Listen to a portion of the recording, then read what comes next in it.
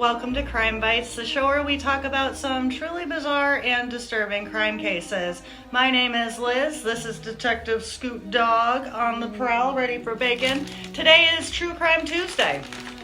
So last week we talked about, hey, hang on, they're not my watch, the Elisabeth murders, and I was thinking about covering one of the suspects, Joseph Nasso.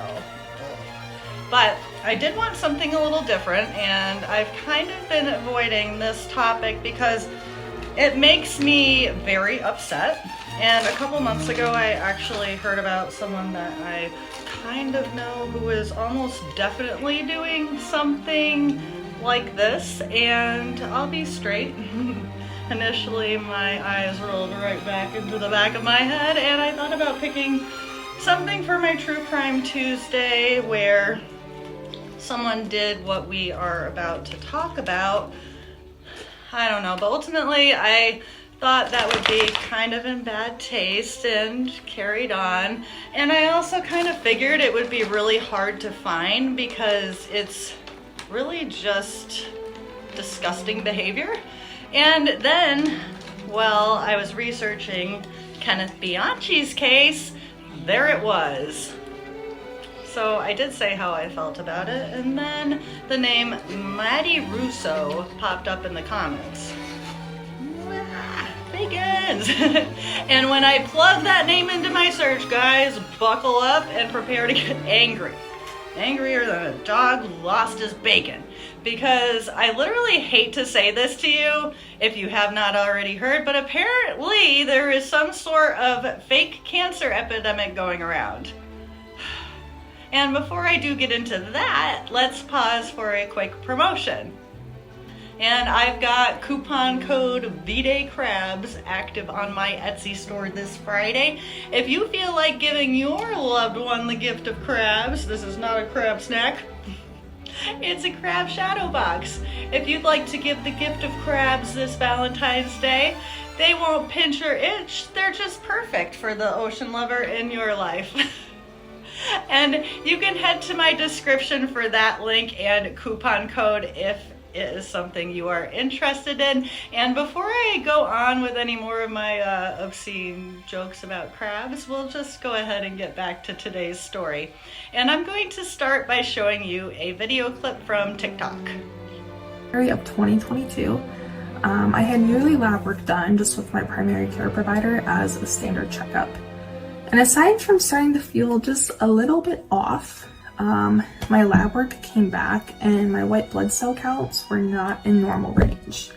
So further testing was then done. And on February 10th of 2022, quite possibly the worst day of my life occurred. I got the call from my oncologist, and they found a mass on my pancreas, and I had stage 2 pancreatic cancer at just 19 years old. All right, this is Maddie Russo. Maddie was born on April 28th of 2003 in Elridge, Iowa. In 2021, she would graduate from North Scott High School and begin attending St. Ambrose College. She also got her dream internship at John Deere while she was attending. And by all accounts, she was doing very well. Then in 2022, she started by posting that video that we just watched on TikTok. And stories like this can be extremely inspiring, and Maddie's was no exception. She was a young, beautiful woman who most likely would have her life cut extremely short by a devastating illness. On October 18th of 2022, she was featured in an article of North Scott Press newspaper. She gave an account of her medical journey, similar to the one we just watched. She was feeling a little off, a test revealed a low white blood cell count, and then she was diagnosed. She would say she remembered hanging up the phone and bawling. Then suddenly she got the courage to wipe away her tears and go back to her class.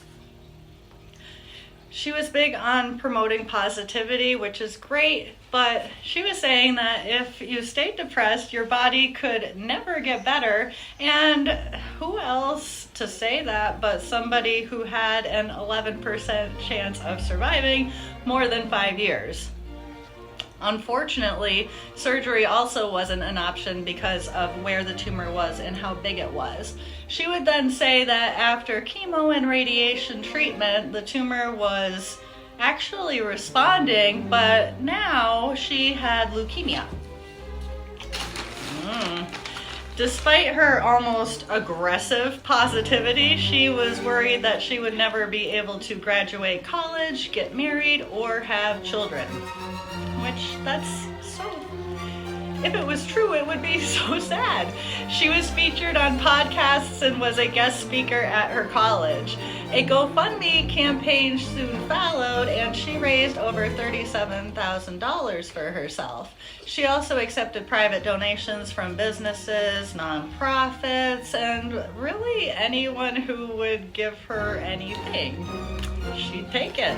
And the bigger that this got, more people kind of started to notice that some things seemed a little bit off. In one social media post, she had a feeding tube that was not inserted properly, which, okay, things happen. But then in another post, someone discovered that she actually stole a picture from someone's post who was actually receiving cancer treatment and then attempted to pass it off as her own. Seriously? On January 11th of 2023, the police were notified about these suspicions, and they went and examined medical records from her city and the surrounding cities. And there was no record of anything that she was claiming at all. They ended up executing a search warrant on her residence because of this, and they would find and seize an SUV, bank records, an IV pole, a feeding pump, transparent dressing, a wig, cash, and nausea meds that were prescribed to someone with a different name. So she deliberately set up this whole medical prop set, if you will. I have no idea what else to call it. They were props for her, so it's a prop set. On January 23rd of 2023, Madison was charged with theft by means of deception, which is a Class C felony in Iowa. She would plead guilty to first-degree theft of over $37,000. She would receive a 10-year suspended prison sentence with 3 years of probation, 100 hours of community service, paying a fine of $1,370, and to make restitution to the people she stole from. Now, correct me if I'm wrong, but I believe this means that if she serves her 3 years of probation without incident and meets these conditions, she will not see a day in prison, which, in my opinion, is unfortunate. She attempted to get a deferred judgment as well, which would have meant that the conviction would be completely dropped from her record after the 3 years of probation was served. But thankfully, the judge would deny this request. And when all was said and done, she would claim that she did it so that she could motivate her family members to focus on her more.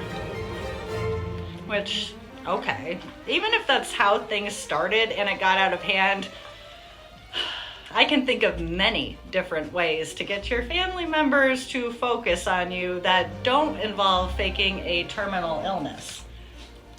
Come on. One interesting thing about Maddie's fake cancer case was that she wasn't normally a liar in everyday life, and people who do things like fake cancer typically will lie about other things too, but Maddie didn't seem to so much in her everyday life. Another thing that upset so many people about Maddie's case was that she was really inspirational, and there were a lot of people who were actually sick with pancreatic cancer who were feeling terrible about themselves for not not looking like Maddie and not having her positivity about their situation, which she was saying hers was worth in some cases, and that's awful. It's straight evil, really. Just check out this clip. Experiencing these obstacles at such a young age has given me incredible drive, determination, and grit. Type 1 diabetes does not define me. Pancreatic cancer does not define me.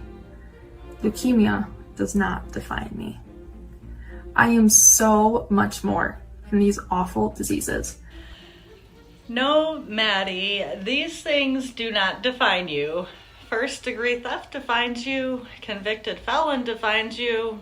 Not these things. And unfortunately, when I was researching Maddie's case, I was basically shocked and disgusted to discover that there are quite a few cases similar to hers, and I'm going to highlight a couple of them for you because I could literally do like a 6-month series of these cases. There's just so many, but we're only going to do 2 episodes worth, and let's start by taking a look at another video. But other than that, like, yeah, I mean, they've been okay. It's been fine. My friends are ultra supportive. I mean, it's kind of wild. Like, people will come out of left field to help you. At least I have found in this situation. People are coming out of the woodworks to help, which is, I mean, like, will restore anyone's faith in humanity. All right, this is Jessica Ann Smith. Jessica claimed to have colon cancer and raised over $12,000 for her medical expenses through GoFundMe and Facebook. During a domestic dispute, she would falsify a physician's statement to get her son's father in trouble for abusing their son, and in response, he would tip off the police to her cancer scam. I have no nice words here. And while this was happening, she posted this video in response to people's responses to her actions. I never imagined myself being separated from one of my children for Christmas Day. It's been a very hard day, but I kind of came to this conclusion that I wanted to do this little video. I cannot fathom that adults act this way, okay? And the past few months, the way I've seen adults act against me as another adult, whether you think I'm innocent, whether you think I'm guilty, whether you think I'm scum of the earth, if you're one of my family members and you still continue to reach out to me, tell me you love me, adult humans are vile, and I just want you all to know that today for Christmas, I got a notebook, I got a pen, and I hugged my son goodbye at noon to go with his father. And I still feel really, really blessed. A few things with this one. She should feel blessed to have her son in her life. If she actually recognizes that, then that's really great. And I'm sure she did get a lot of vile responses to what she did. I'm sure she did, but she stole money from people, and that doesn't make people happy. And add to that the way that she did it. I'm sorry, vile is literally one of the only ways to describe it. And then she would go on and post this little gem. Y'all have no idea how many jobs, how many photo shoots, how many choreographer gigs, how much you did for me when I got that public notoriety. Because you know why? There's always 2 sides to the story. And I was able to prove my side to these people, not involving the initial allegations. So I'm just going to leave it at that. But thank you, teens. You really helped me. Now you just look like even bigger idiots. I know that it really pains and hurts you all to see that you have not ruined me and that I am successfully living my life very happily with my children and my man. So, sorry, spoiler alert, you haven't affected me negatively. I'm dealing with my charges like a big girl. I've been extremely successful. I've been making more money doing legal bookings and legal jobs than I ever have in my entire life. And it's because of the podcast and all the national attention. So thank you. That plan completely backfired in your face as of recently. You seem happy? I have no words.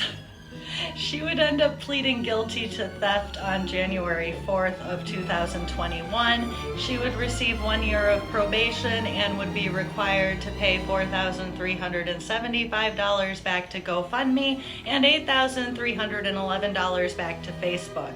So whatever engagement she was getting from her fake cancer publicity that she was so happy about, I guess hopefully will go towards that. Now let's look at a woman who got away with faking cancer for almost 10 years and who brought in over $100,000 from her scam. This is Amanda Riley. Amanda was born on June 24th of 1985 and was raised in San Jose, California. When she was 17, she was hired by a family to teach dance to their 6-month-old daughter who had cancer herself and was immunocompromised. It seemed like a perfect fit, maybe too perfect, because the father, Corey, would leave his wife for Amanda. And they would attempt to get full custody of his daughter, who Amanda, and I'm sorry, I already think she's awful, and we haven't even gotten to the cancer. She was going around calling this little girl her bonus daughter, and all the while spreading lies about the girl's mother. That's what kind of person she is. Straight disgusting. In 2010, one of her friends would talk to her about a kid who was in her kid's school who had cancer. Apparently, the school had raised about $100,000 for the kid, and the next day, Amanda would call her friend and tell her that she also had cancer, and then ask her for help with a few things. She would kind of start spinning her stories here with her friend, and when she ended up getting pregnant, she would say that the pregnancy was reversing the cancer, which, what? Amanda would try and help her husband Corey get out of paying child support for his daughter who actually had cancer by presenting a fraudulent cancer bill for over $250,000 and claiming that she was going to have to file for bankruptcy. In 2012, she would start her blog, Lymphoma Can Suck It, and she would write about her battle with lymphoma. She would soon add a donation link, and things grew from there. People felt inspired by her story, and it grew, and as it grew, so did the donations. She was also a part of this mega church that would regularly let her speak and also give her donations. She would get pregnant again and say that she was cancer-free and gave thanks to this again to her pregnancy for reversing the cancer. But then the cancer would come back to her right before the baby was born. And around this point, people were starting to question her, and I don't blame them. I can barely keep up with this. And it's funny because all of these people play on that. It doesn't make sense, but you don't want to be the asshole who says that if the person is really sick. She didn't even look a little bit sick, and that sort of kept suspicions high. She caught the eye of a reporter named Nancy Moscatillo when someone shot her an email about the possible situation at hand.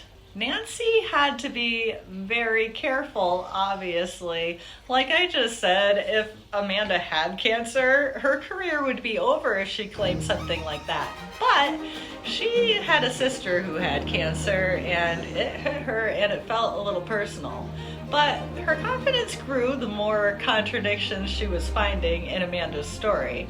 She contacted Corey's ex-wife and several hospitals where Amanda had claimed to be treated, and when she felt like she had enough evidence, she went to the police with it. It ended up being sent to the IRS, and from there, the Rileys' house would be raided. Amanda did figure out that it was Nancy investigating her and ended up filing a civil suit against her, which kept getting delayed because of Amanda's antics, but was ultimately dismissed. In 2020, the IRS finally charged Amanda with wire fraud because of the donation links that she had used. She would plead guilty in 2021, and her judge felt that she posed a significant risk to the public as a scammer and sentenced her to 5 years in prison, 3 years of supervised probation, and she was required to pay restitution and interest to 349 named donors. It's unclear if Corey knew, but I don't know, I bet he did. He wasn't charged because it would be too difficult to prove that he knew, though. $100,000, guys. Are you good and disgusted yet? Because I definitely am, and I didn't want to, but we're going to make this a two-parter. But anyways, here we are, and I found too many names and too many wild fake cancer cases to just do a one-parter. So we'll be back with more next week. Hang on, Scooty. It's almost your turn. Hi! I started this episode angry and I still am, and if you're pretending to have cancer for any reason, knock it the fuck off. But at the same time, I did want to try and look at these people or attempt to examine them with a lens of empathy as well, if possible, which is tricky for me because, like I mentioned, cancer is a touchy topic for me. I think it's disgusting behavior. But these people have to be, I don't know, lacking in substance and eventfulness in their lives, maybe, that they feel the need to do something like this. And that's sad. Or the ones trying for attention and sympathizing, and I guess they kind of fall into that category as well. I mean, get a hobby or something, right? And the ones who go more for the money and things like that, although they're in that same lazy, fucked up category too. Put your energy into a real job. I don't know. All right, that's probably the best I can do trying to relate. And can I just say with these particularly 3 girls though, they're all physically stunning. Like, what are you doing? Not that that really has anything to do with it, but it is interesting. All right, before he runs away on me, let's get Scoop Dog here for our real fact. And today's real fact is, look for positive ways to get attention.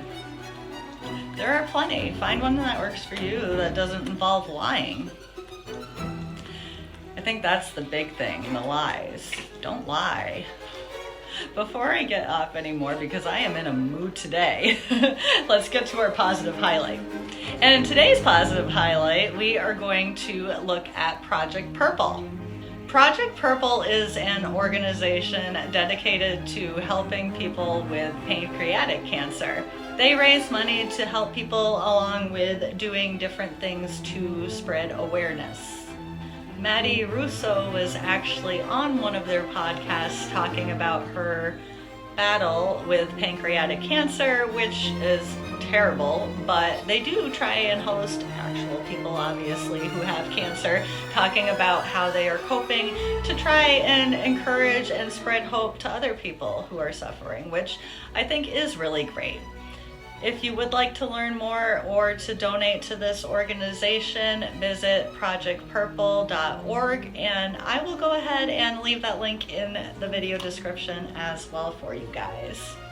Alright, as much as it kind of pains me to say this, we're going to wrap up looking at criminal cases involving fake cancer scams next week. And the week after that, we are going to look at fake cancer from a whole different light. Don't worry, or maybe do worry, because it's just as, and maybe even possibly more infuriating than these cases, if that is possible. But until next week, deep breaths, stay calm, and stay safe out there. Bye!